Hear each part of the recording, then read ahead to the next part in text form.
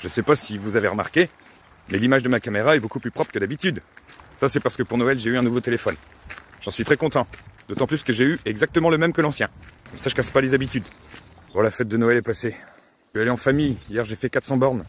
Alors moi, ça me dérange pas du tout d'aller en famille. Faut juste que je me prépare à un moment à avoir une surdose. Et cette surdose n'a rien à voir avec les gens. C'est moi. Alors, ce que je fais pour me préparer, c'est que je regarde les glissières de sécurité qui défilent ou les enjoliveurs des bagnoles qu'on dépasse. Ça me fait des choses. Je suis un petit coquin. Je préfère préciser que c'est pas moi qui conduis. Non, quand c'est moi qui conduis, ça fait peur aux gens. On me reproche souvent de rouler comme un papy. Je suis souvent anxieux quand je conduis. Parce que je maîtrise pas la conduite des autres. Sans parler de mon angoisse de tomber en panne. Et comme mes membres sont pas tout le temps synchro, j'ai du mal à passer mes vitesses. Du coup, j'ai passé Noël en famille, on a mangé, on a discuté. C'était plutôt sympa. Et puis ça n'a pas loupé.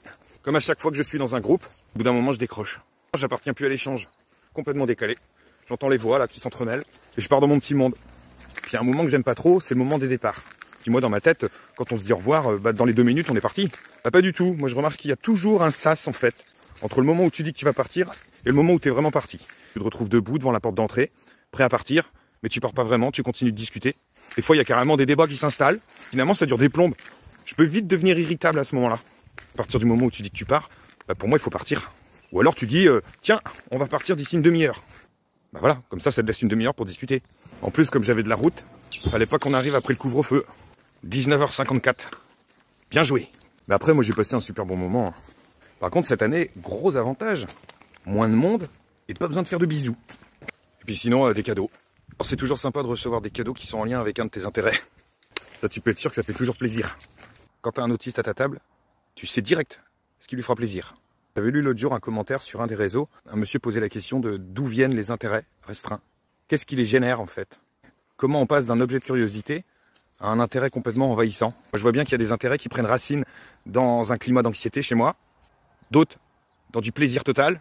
Il doit y avoir une expérience primitive. Un truc qui fait sens un jour. C'est comme dans une addiction, une espèce de flash. Et l'intérêt restreint, après, il apparaît comme une réponse en fait. Vous savez, en addictologie, il y a ce qu'on appelle le cycle de Thorndike. C'est-à-dire, qu'est-ce qui génère un comportement addictif? Un stimuli négatif, par exemple. Oh bah ça me ferait du bien de consommer. Il y a un stimuli positif. Oh bah pour fêter ça, je vais consommer. J'ai l'impression que c'est un peu pareil avec les intérêts restreints. En fait, je replonge dedans quand je vais pas bien et quand je vais bien. Je sais pas si on peut considérer un intérêt comme une addiction. D'ailleurs, je trouve que c'est vachement galvaudé comme terme. On va l'employer à toutes les sauces. Addiction, ça a une racine latine. Adicere, ça veut dire dire à. En fait, ça ramène au Moyen-Âge. En fait, les gens qui avaient des dettes et qui pouvaient pas les rembourser, ils se mettaient au service du Seigneur ou au service de leurs créanciers. On disait qu'ils étaient dits à, c'est-à-dire qu'ils avaient même plus de nom de famille. C'est pour ça qu'on dit souvent qu'une addiction, c'est mettre son corps au gage d'une dette non payée. Alors, est-ce que ça donnait un intérêt restreint? C'est une manière de rembourser une dette? Je sais pas. En tout cas, c'est très envahissant. Ça m'attrape en permanence. Et ça m'omnubile. Je dirais même que ça m'omnibule. Et parfois, quand je suis complètement envahi, j'ai du mal à penser à autre chose, j'ai du mal à parler d'autre chose. En tout cas, vu la capacité d'un autiste à se laisser happer complètement, à basculer dans le tout ou rien, à mon avis, les autistes, ils doivent être quand même assez fragiles vis-à-vis du risque addictif. En tout cas, si addiction, ça veut dire à, il y a peut-être un message à recevoir.